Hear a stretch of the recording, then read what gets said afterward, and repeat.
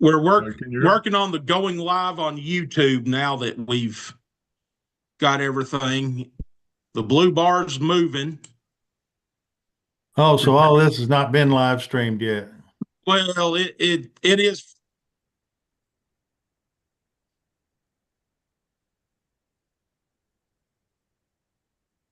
Richard, you with us now? Yeah. Richard's in. All right, good. Judge, if agency members want to participate, they do have to have their video on as well. Can you hear me? You have to have your video on, Richard. Oh, If he wants to talk and participate in the meeting, which I assume he does. But to get credit for it, you got to be a video too. That's part of the There law, he I think, is. isn't it? There he is. Can you All see right. me? Yes, sir. How do I look? I look good? Always. Richard, if you looked any better, you'd be Eddie Jones. Don't answer that. Okay. I wouldn't have thrown that line out. Have a calculator, please. You could sit out here.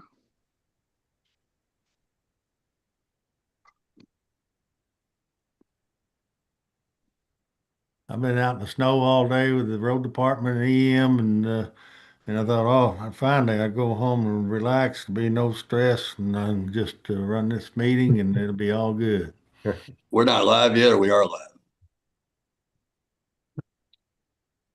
We are live. So this has been recording since I opened it, but okay. the YouTube portion just went live after we got everybody in here. All right. All right. You might make America's Funniest Videos. Yeah, that'd be all right. We got her done. That's the important thing. Let me ask somebody. I've got in all this hustle bustle, I've got two different agendas. I got one that says page 1 to 3 and one that says page 1 to 5. Is it the 1 to 5 page? But it's not. You guys, what are y'all operating off of? 1 to 3. 1 to 3. Okay. All right. All right. We'll get rid of that one then. All right. We'll call this meeting to order. It's the McCracken County Fiscal Court meeting, January 26th. It's a special call meeting and doing it virtually. So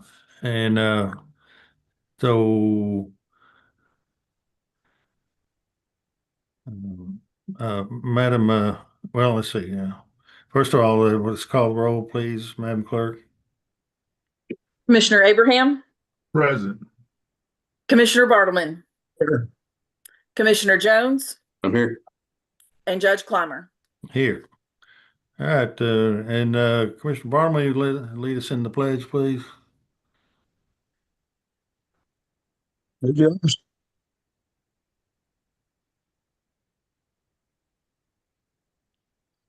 I'm sorry.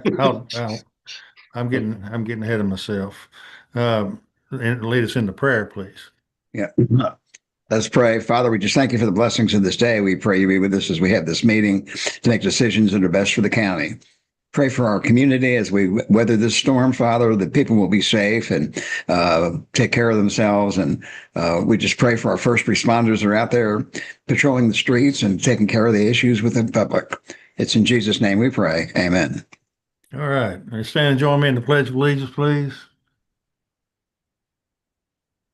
Pledge allegiance to the flag of the United States of America and to the republic for which it stands, one nation, under God, indivisible, with liberty and justice for all. All right. Consent agenda. I move we approve the consent. Oh, I'm sorry. It is Go ahead. ordered to approve the consent agenda for January 26, 2026, McCracken County Fiscal Court. Motion. Second. All right. Any discussion on the consent agenda? All in favor, aye. Aye. Aye. Opposed, no. That carries. Budget. It is ordered that the necessary cash transfers in the amount of $360,000 be made in order to pay county bills and payroll approved January 26, 2026. So move, Bill. Second. Any discussion? All in favor, aye. Aye. Opposed, no. That carries. It is ordered to approve the voucher claims register from January 5th, 2026 to January 26th, 2026 to show county bills in the amount of $644,719.12 were paid. So moved. Second, Bill. Any discussion? All in favor, aye. Aye. Aye. Opposed, no. That carries. So I'll put on for just a discussion briefly, since we're running just a little behind, but I thought I'd like to just do a little bit of a update on some of the things that have been going on in McCracken County, because it's just incredible what we have going on, and I know the commissioners are well aware of it, and I think the community in general knows the basics of it. But these projects that we have, particularly a couple of them out in West McCracken County with Global Laser Enrichment. I won't go into too much detail, but they have purchased somewhere around 700 acres of land. They now have mostly cleared that land for their activity, got it logged, and they'll be preparing to do some other groundwork. They had received $28 million from the federal government to assist them in their endeavors. They are going to be enriching some of the uranium that's sitting out there on the DOE site. It's going to be a really colossal endeavor out there. The amount of benefit to our county, to our community, is going to be exceeding $1 million a year in tax revenue. We also have General Matter out there on the federal reservation, the DOE site. They also will be enriching uranium. And so the benefit to our community there will be astounding. To me, as I've said to many groups I've spoken to, and I just don't know that people understand the magnitude of it. To me, maybe the biggest takeaway from that is that, well, really, there's multiple things, but the short story is we're going to take uranium that is contaminated, used or depleted uranium, enrich it and so turn it from a hazardous liability sitting out there across that landscape there, and turn it into a valuable commodity of clean nickel. And so that does several things. One, it speeds up the cleanup process at DOE. Another, it'll bring a large amount of revenue into the county by doing that. And I guess thirdly, it will be McCracken County, Kentucky, will be the site of these enrichment facilities that will provide enough uranium to supply the needs for nuclear power for our entire nation for decades to come. And so, it's just amazing that that's happening right here in our community. Then we have also, as we heard just more recently, the federal government, DOE, is interested in cleaning nickel out there. I want to say, I'm afraid to say, is it 900 tons? Who knows the figure? Eddie, is that right? 970 tons? It's 18,000 tons. 18,000 tons. 10,000 tons in ingot nickels and 8,000 tons. It's not yet. Right. Okay. And so cleaning that nickel that is, they say, volumetrically contaminated. So it's contaminated throughout. It's sitting out there in 1 ton ingots. And so they have sent out and have should by the end of this week, I think it's the end of this month, is when the proposals are due in from companies that are interested in acquiring that project. And so DOE will pick a company. I met with Tim Walsh, EM1, Energy Management One under DOE, and he said that they will pick a company very quickly and that they expect to have that company break ground by June of this year. And so that's that's lightning speed for most anybody, but for the federal government particularly, for them to move that quickly, more uh, revenue coming into our county from that project. And then also, I guess the latest has been the artificial intelligence, that's going to be coming as well. They're going to, I believe, it's not firmed up. It's kind of new on the horizon, but I believe there'll be a artificial intelligence or data center there at the site coming. We'll learn more about that just very quickly. And so all those projects coming into our county puts our name on the globe, really gives us a boost. And I think it will allow us to, we have been talking for some time about what will that mean as far as revenue for us. We're getting a rough accounting of that, but I know all the commissioners and I as well have been interested in seeing if, as we evaluate this, we've set some guidelines for us about tax revenue. I think it will open up serious talks about given these new sources of revenue that we've never had, the millions of dollars that will come in from these. I think it's highly likely that we'll be able to look at reducing taxes to our residents.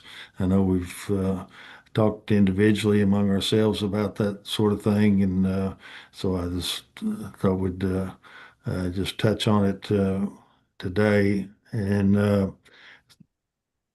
the we've got various taxes that can be addressed. I think the listen to hear what you gentlemen have to say, but I think the insurance tax is the one that people are.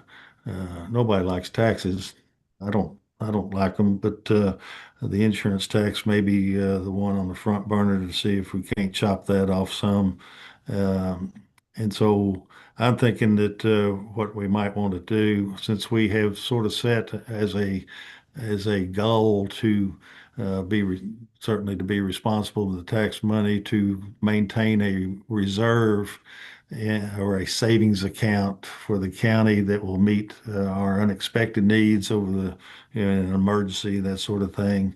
But I think we can, once we get a good grasp on what roughly the amount of that revenue will be coming in as a new source of tax money, that we will be able to look at reducing taxes for our residents, and I think substantially, not in the very small amounts, but certainly noticeably reducing those taxes. So that's always good news. Well, if any of you have any input on that, if you want to discuss that, I'm just kind of throwing it out as a general idea and something that's not new to any of us, that we certainly, we're making great progress. We're doing a lot of things to build a better county, a better community for our residents. and been, I think, spending our money, our taxpayer money, very wisely in doing that. But with these new sources of revenue, we have the advantage of being able to look and see, can we take some of the load off of our residents, because a lot of that money's going to now come from new sources from these companies that'll be engaging with us very soon. Anybody have anything you want to put on about that? Yeah, I have some thoughts, Judge. And I concur with you that I think that, well, now's the time, calendar-wise, statutory-wise. We have to give the Department of Insurance notice by March 22nd of what our rate will be for 2027. Cade and Pam, if I say anything that sounds wrong, just raise your hand and I'll pause out. But I'm pretty sure it's whatever we do this year won't be lowered until January of 2027. So I do think that now is the time to begin that discussion, because we have to, that would take 2 votes, right, before March 22nd for us to be able to lower that tax. The tax that I'm interested in, I think I brought it up last year and we decided to table it, is to lower that part of the insurance premium tax, which is paid for by in your house. There's some other things that are included in that category, but generally there's a category for cars, there's a category for houses, and then there are a couple other categories of insurance. And to me, it's the person who is paying already property taxes on a home, and they're paying the 911 fee because they have a home. They're the person and the resident that is paying more county tax than the person who just owns a car, because that person possibly may not own a house, right? And so that would be the only tax that they would be contributing to the car if they lived in the county. So we are presently at 4.9 at that level, and I think we need to spend some time trying to make some projections. Since we have set that rate, at least my house, my insurance premiums for a number of years went up. Nothing to do with the tax, had something to do with the insurance company and the risk. And so I think we have generated a bit more money. We needed it, but I did notice that my insurance company sent me a letter this year that reversed that trend. So whereas last year when I was talking to you, I knew my rates were going up and therefore the tax would be going up. This year, I can tell you that my rate is going down. Therefore, the tax will go down probably from 2027 to 2026. But I think the last time I looked at the amount of revenue we brought in for the insurance tax premium, I think we were already at 50% in November. Pam, that's my memory. In any event, I think you raise a good topic. And I think what this discussion says is when we're all able to be together live, we ought to be there prepared to talk about it. And our deadline is we have to have 2 votes before March 22nd. I agree with that assessment. I think since we've adopted the insurance tax, it helped to put the county on a firm financial footing, because at the time we implemented that, we had less than $1 million in the bank, and that would only cover a couple of weeks worth of bills. So we were in a financial disaster before we implemented that tax, and it helped put us on the road to financial stability.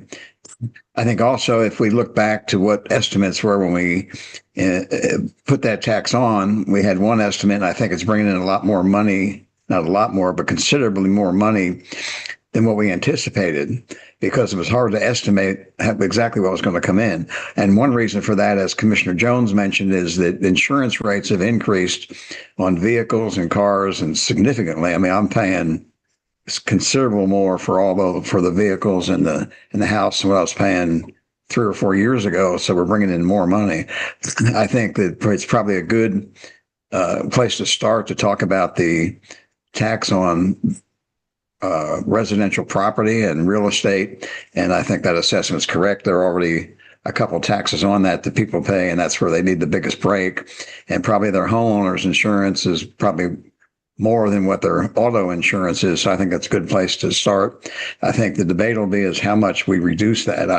I think we'll have the votes to reduce that tax. We have to just decide how much to reduce it. I think we ought to try to reduce it enough so at least people can tell there's been a reduction when they look at their insurance bill. And again, I think that can be done without damaging the financial integrity of the county, because again, we have a safe surplus that we can handle any emergency, I think, that comes about.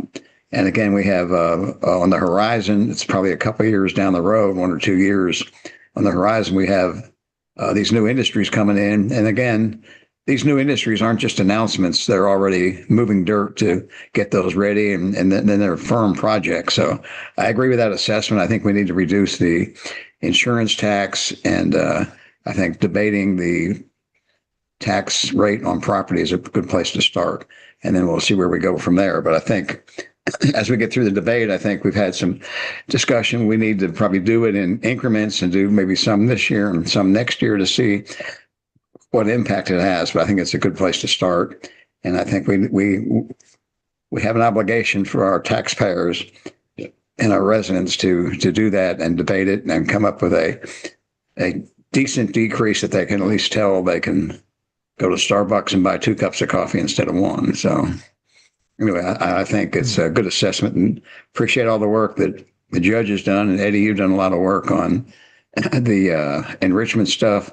It's just the perfect storm. We had all the assets here with the former the DOE site and what went on there, the assets of the spent uranium that's out there that can be reprocessed. And there's been some criticism that a lot of these decisions were made behind closed doors and people didn't know this was coming. They've been discussing reprocessing that uranium for more than 10 years. I think even 15 years ago, when I was still a reporter with the Paducah Sun, I remember writing stories about companies that wanted to come in and take the uranium waste and reprocess it. So it's not something that's just come up, and it's shouldn't be a big shock to people because it's been discussed for a long time. The shock should be that finally there's a plan and a way that can be done, and a way to benefit the county and create jobs. And that's the important thing. There'll be a couple thousand jobs during construction. We could have at least 3 major construction projects going on at the same time with the AI and the 2 uranium facilities.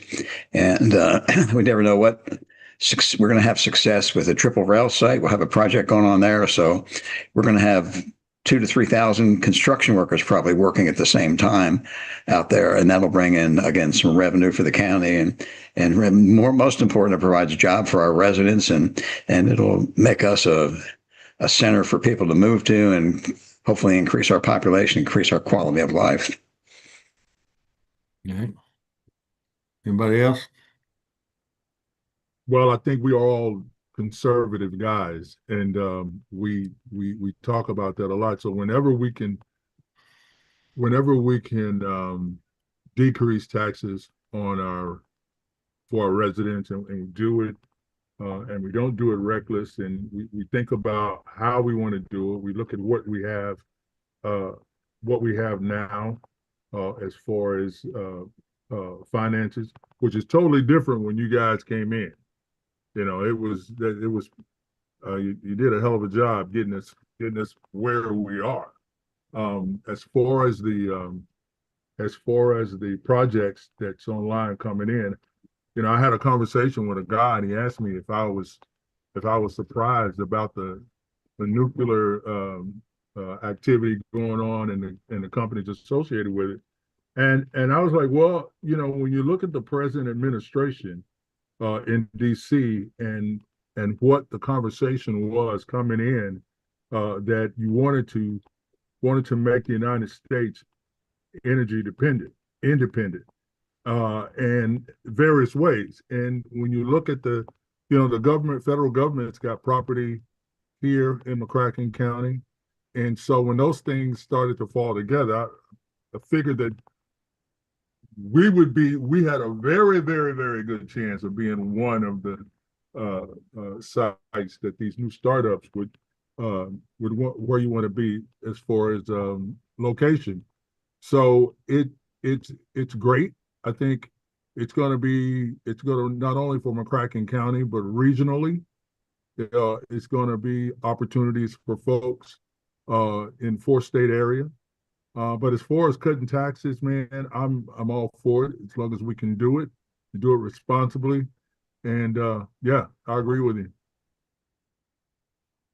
Well, and I know, Commissioner Bartleman, you're just tongue in cheek and kidding a bit when you say about you can buy 2 cups of coffee and not one. But this certainly will allow us to save the folks. I think hundreds of dollars, thousands of dollars on their tax bill, not just a few dollars. And I don't want some token reduction.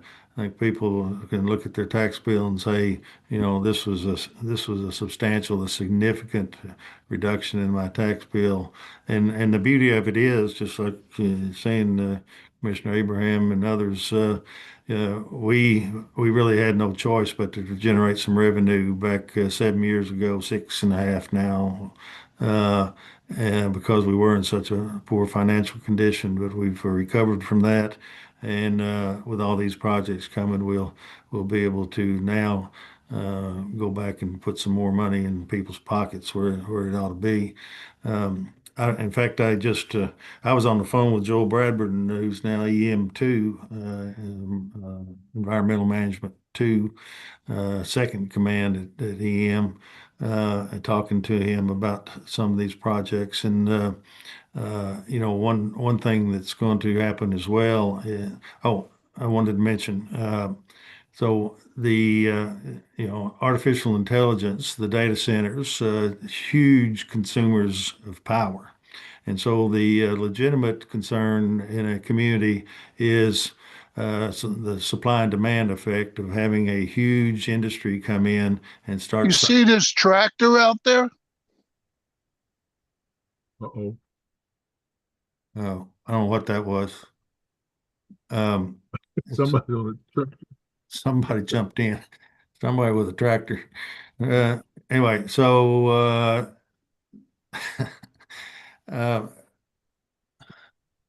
that threw me there. That was on my tractor. It's not my tractor, but so bringing this in, we want to make sure that we are not taking power off the grid, taking power from our residents, causing a high demand, which reduces supply. And of course, as we all know, the economics is that increases the cost of electricity. So when I was with Tim Walsh, the EM1 guy, head of environmental management, I said, look, that's the concern.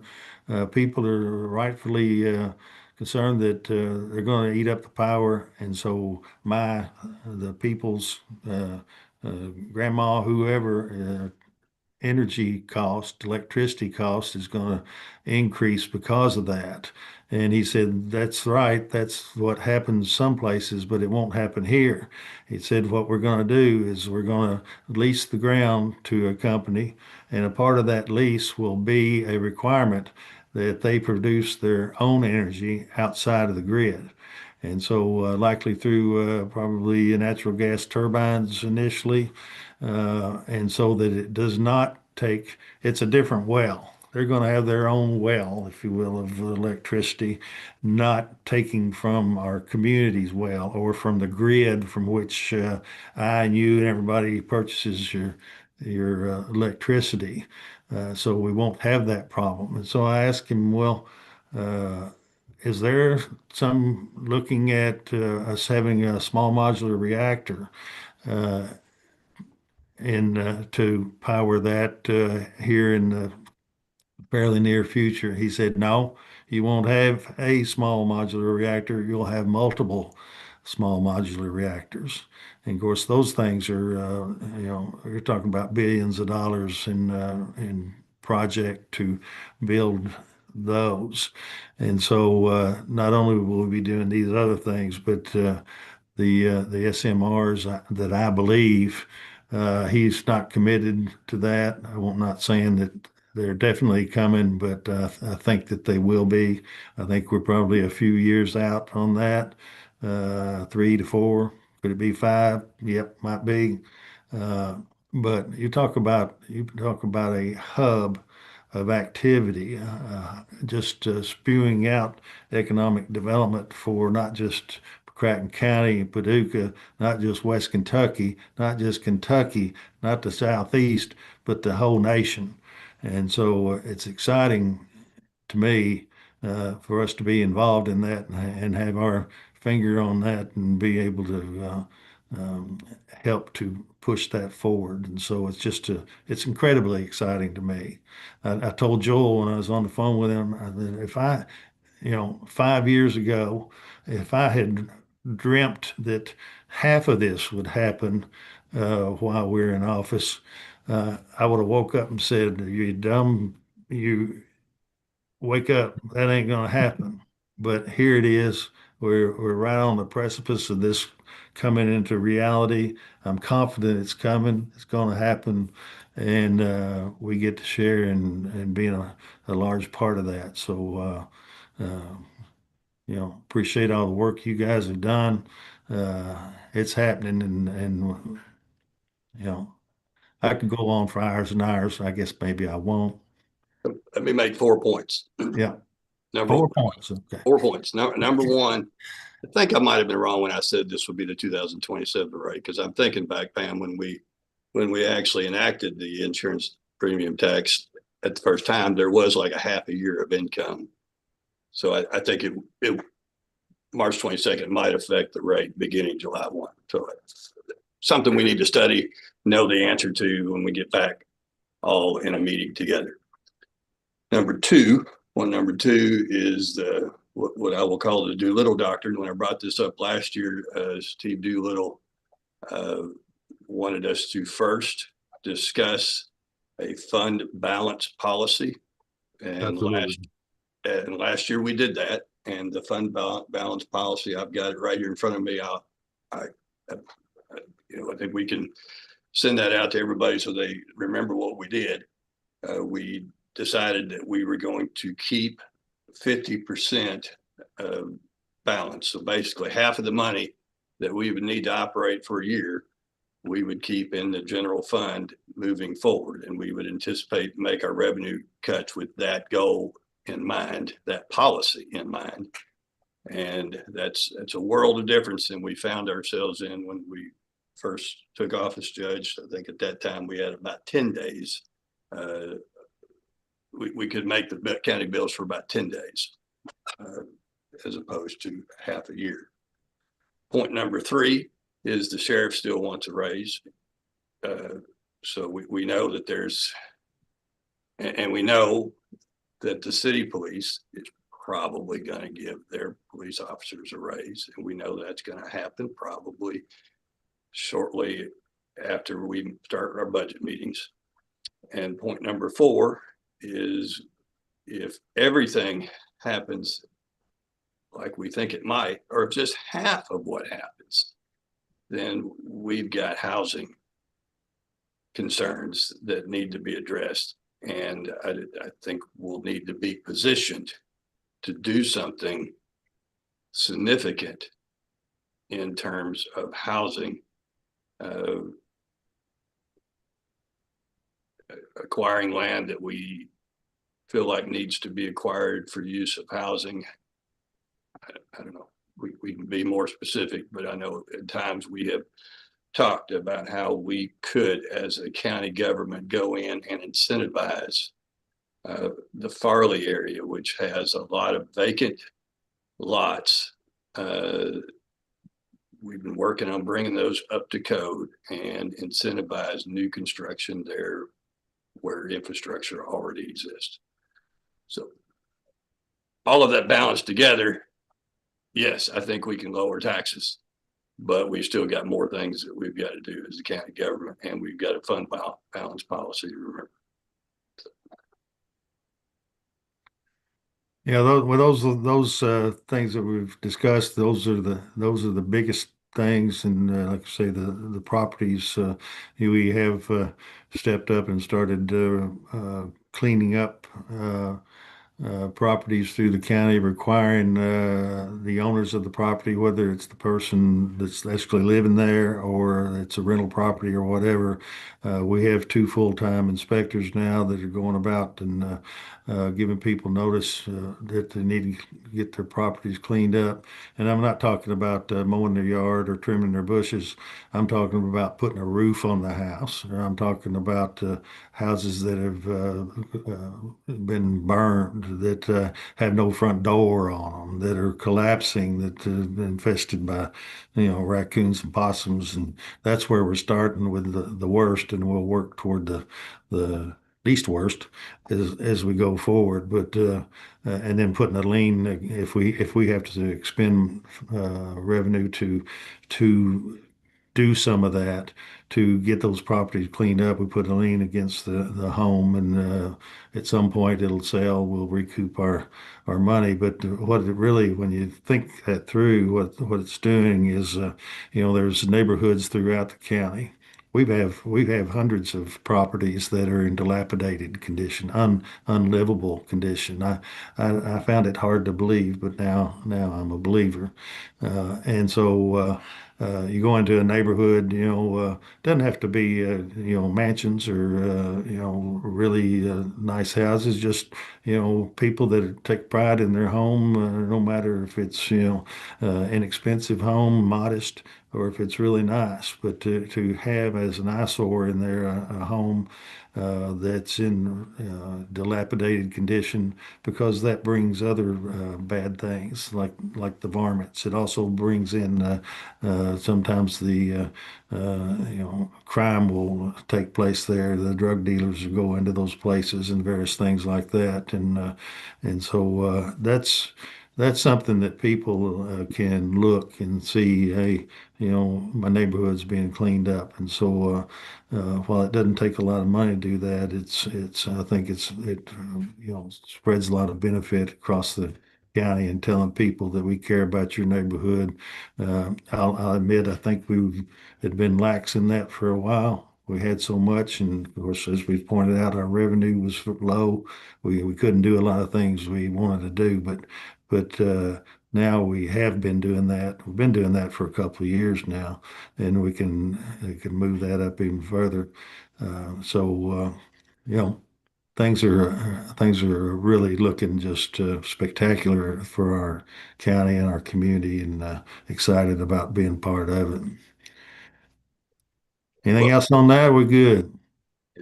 we're for this analysis, we're going to need to know trends with people's insurance premiums, and I'll make mine available to each of you to help analyze. And if any of you want to share with me your premium histories, I'll throw them into a calculation. We'll do our best to try and estimate how much the reduction will be. Well, that's going to be the challenge. I didn't. It's very complicated. This insurance uh, tax, and what insurance, what uh, uh, how much revenue do we get out of each different category? Because we just receive a check from the insurance companies.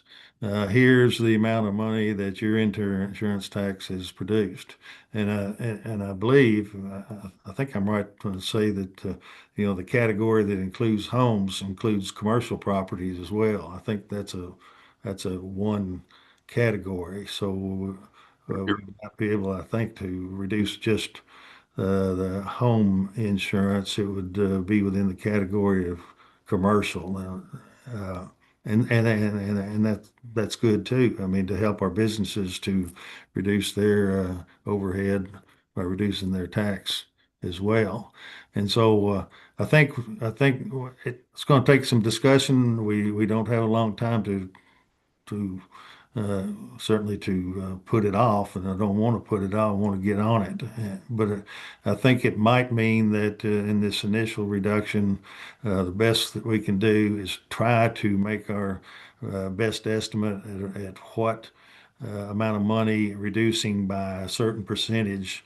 If we decide it's going to be the insurance tax, what category of it, and to what extent, to what percentage. And again, I think substantial percentage. And C, then it doesn't sound reasonable, but it's the reality is that we won't really know until we reduce. If we say it's homeowners slash commercial category, we reduce it by, 10, 15, 20%, whatever number we decide to do. And then with our collections in 6 months, we'll see what the impact of that was. And we may very well be able to say, well, we, we can reduce it again.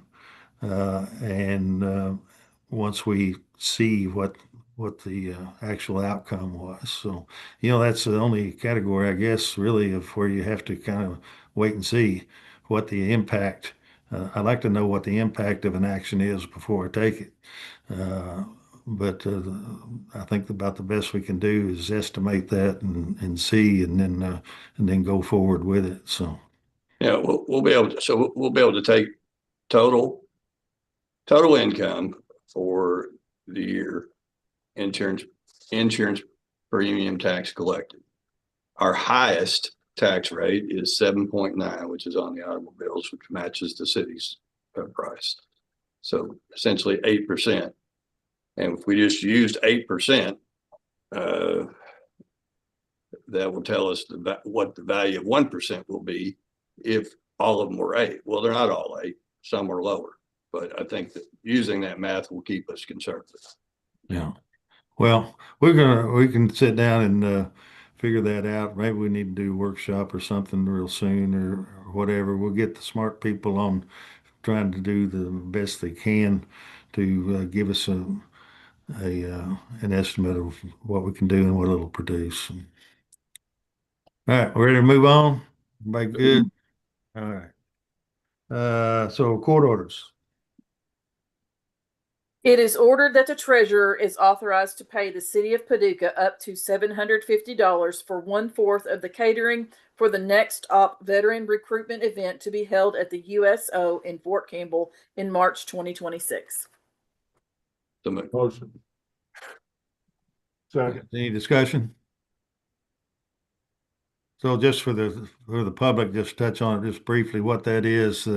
This Next Op program, it's really strong. I've been involved in several of the meetings and I've been to Fort Campbell over it and talking to the officers there and the people in charge and even higher levels. So essentially, I try to say just quickly, but there's an incredible number of military folks that they usually know substantially ahead of time when they are going to retire or leave military service and then go on into the private sector typically. And so we love our military. We recognize that they have a lot of training. They have discipline. They are clean. They're not on drugs. They are responsible people. They're the kind of people that we want to bring into our community, and that's what this is all about. We coordinate with the offices that, like the military HR, that we want to bring those people here. We want to provide, we're working with some of the bigger employers here who also agree that they like to have military people come into their businesses. We want to be I guess a light at the end of the tunnel for these folks that are coming out of military service. Do I want to go to McCracken County and work and support my family if I have one, and that sort of thing? It all blends in very well with we're gonna need thousands. We're not going to need a few hundred. We're going to need thousands of employees for positions, new positions that are coming by virtue of these projects that we all talked about before. Uh, and thousands in construction over several years period, and then probably 1,000, maybe multiple thousands of employees on a long-term basis to work for these companies on through retirement.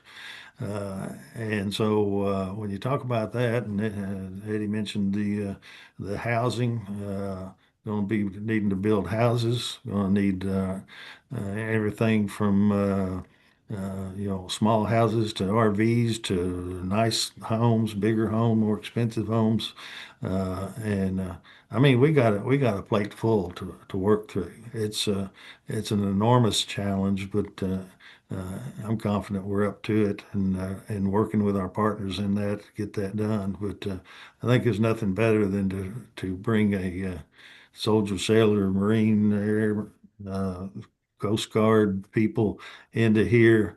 We benefit from all their training and that sort of thing, and they benefit from living in a community that's very proactive and that we can provide a good life for those people. And that's starting to pay off. The city's part of that as well. And so, it's a great project. Any other discussion? All right, all in favor, aye. Aye. Opposed, no. That carries. It is ordered that a resolution be adopted approving the execution of a rural secondary program between the KYTC and McCracken County to perform bituminous resurfacing in the amount of $222,951 on the following county roads: Hidden Valley Drive, CR 1085, from Hendron Road to the end of the road; Hove Camp Road East, County Road 1030 E6, from KY 450 to the end of the road; Milliken Road, CR 1030 E7, from Hove Camp Road East to the end of the road; Palestine School Road, County Road 1320, from Kentucky 996 to the end of the road; and Pleasant View Cove, County Road 1087, from Hidden Valley Drive to the end of the road. So moved. I hear a second. I did. Somebody second? Okay. Bill, second. Any discussion? All in favor, aye. Aye. No. That carries. It is ordered to pay the invoice dated December 25th, 2025 to PFGW for the Sports Complex project in the amount of $27,881.65. This is pursuant to the interlocal cooperation agreement dated September 7th, 2022 between the City of Paducah, Kentucky, the County of McCracken County, Kentucky, and the Sports Tourism Commission. As per the interlocal agreement, the City of Paducah pays half of the invoice to McCracken County. So move, Bill. Second. Any discussion? All in favor, aye. Aye. Opposed, no. That carries. It is ordered to pay the invoice dated December 15th, 2025 to BFW for the Sports Complex project in the amount of $6,872.18. This is pursuant to the interlocal cooperation agreement dated September 7th, 2022 between the City of Paducah, Kentucky, the County of McCracken County, Kentucky, and the Sports Tourism Commission. As per the interlocal agreement, the City of Paducah pays half of the invoice to McCracken County. Motion. Second, Bill. Any discussion? All in favor, aye. Aye. Opposed, Aye. no. That carries. It is ordered to pay the invoice dated December 22nd, 2025 to Black Equipment for the Sports Complex project in the amount of $4,106. This is pursuant to the interlocal cooperation agreement dated September 7th, 2022 between the City of Paducah, Kentucky, the County of McCracken County, Kentucky, and the Sports Tourism Commission. As per the interlocal agreement, the City of Paducah pays half of the invoice to McCracken County. So moved. Second. Discussion? All in favor, aye. Aye. Opposed, Aye. no. That carries. It is ordered that $51,900.95 from the transient room tax escrow fund be transferred to the City of Paducah for bond payment on the Convention Center Series 2017. So move. Second. Any discussion? All in favor, aye. Aye. Opposed, Aye. no. That carries. It is ordered to pay the invoice dated January 20th, 2026 to Anthem Sports LLC for the Sports Complex project in the amount of $298.28. This is pursuant to the interlocal cooperation agreement dated September 7th, 2022 between the City of Paducah, Kentucky, the County of McCracken County, Kentucky, and the Sports Tourism Commission. As per the interlocal agreement, the City of Paducah pays half of the invoice to McCracken County. So moved. Motion. Any discussion? All in favor, aye. Aye. Opposed, Aye. no. That carries. It is ordered to approve the additional November 2025 transient room tax in the amount of $291,267.84 be dispersed as follows. Paducah CVB, $80,684.02. Convention Center, $57,516.97. Sports Tourism Commission, $91,844.57. Escrow Fund, $61,222.28. So move. Second. Second. So I noticed that this says the additional November 2025. Is it? Yeah, we had already dispersed the November payouts. We had received money in from Priceline, and they had gone back and calculated several years that they should have paid us. So I had to work with them to make sure that we had all the calculations correct, to make sure I was dividing it up correctly to the parties. So we got that worked out, and I wanted to, since it was so large, I wanted to go ahead and disperse that out instead of waiting and just adding it onto the December payment. It's more than November, but we got it in November, I guess. Yeah, exactly. Like I said, we'd already done the November payment, but I just wanted to go ahead and get this out as well. Well, that's fantastic. They'll be very, very happy. That, all in favor, aye. Aye. Opposed, no. Aye. That carries. Second reading, Commonwealth of Kentucky, McCracken County Fiscal Court, Ordinance Number 2025-13. An ordinance amending McCracken County Ordinance 2023-14 by setting forth an updated salary and classification table to reflect cost of living adjustments, changes in hourly base rates, and modifications to the additional ad pay portion of the table. Summary: the present ordinance revises McCracken County Ordinance 2023-14 by repealing and replacing the existing salary and classification table with an updated salary and classification table.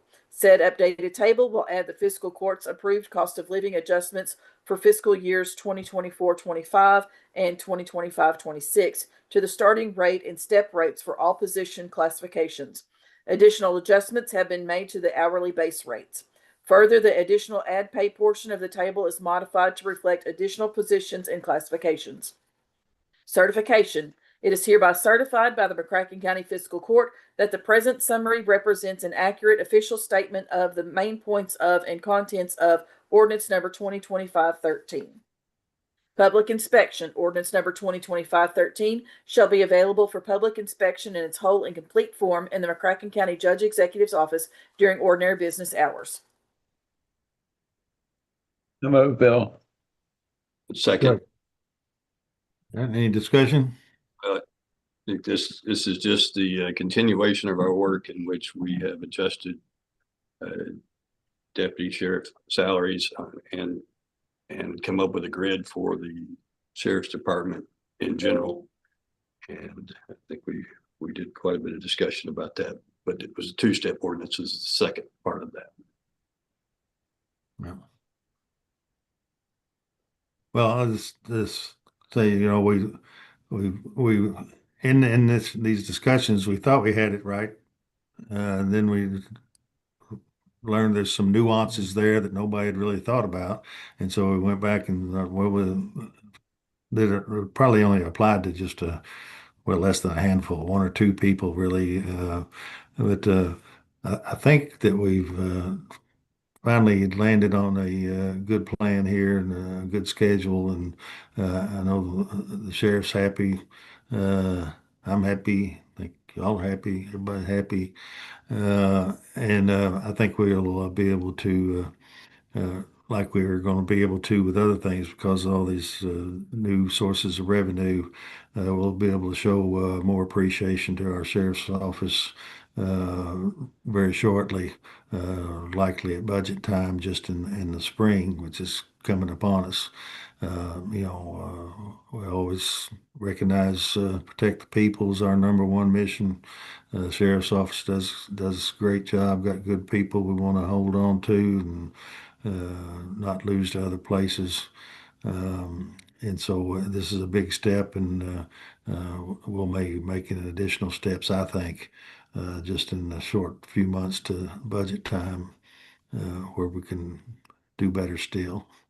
Yeah, I do think every time we talk about this, just because this story got a lot of attention earlier, either last month or this month, and some of the stories reflected could have been read as though we had not made adjustments that we made. 8 years ago, the starting deputy salaries was in the high 20s, low 30s. We moved that. We made 4 adjustments in the last 7 years, getting them to the high 30s, into the 40s, and now the starting salary for a deputy sheriff in our county is $51,000. So some of those stories were just, some of that information was just inaccurate. And we've been working on this progressively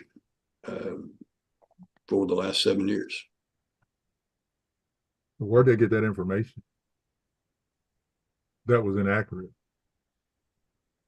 Well, I don't know. All I know is that I mean, that's always amazing to me, because it's all a matter of public record. If you want to know what you said, Commissioner, you're dating back to a few years ago where it was, and then where it is now, that shows progress.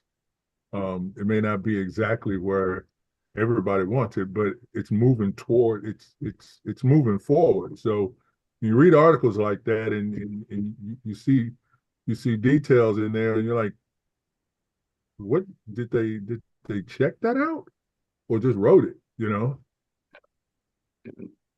Yeah, well, that's the reality of the world we live in today. Is everybody's got a venue now. We got Facebook, we got Twitter, everything else, and if you get on there and you say something, well, nobody knows whether you're accurate or you're not, whether you checked.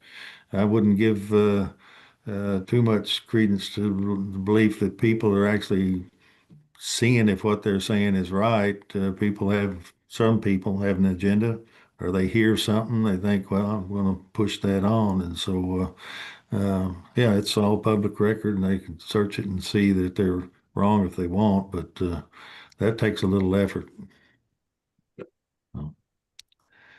Anything else? I wanted to add, I had intended before the meeting and didn't get to it.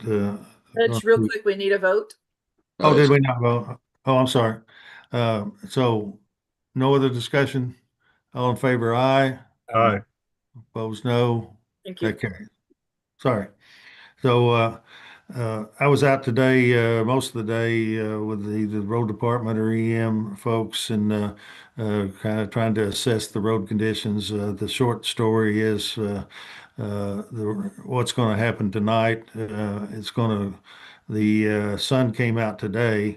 It thawed a lot of the roads.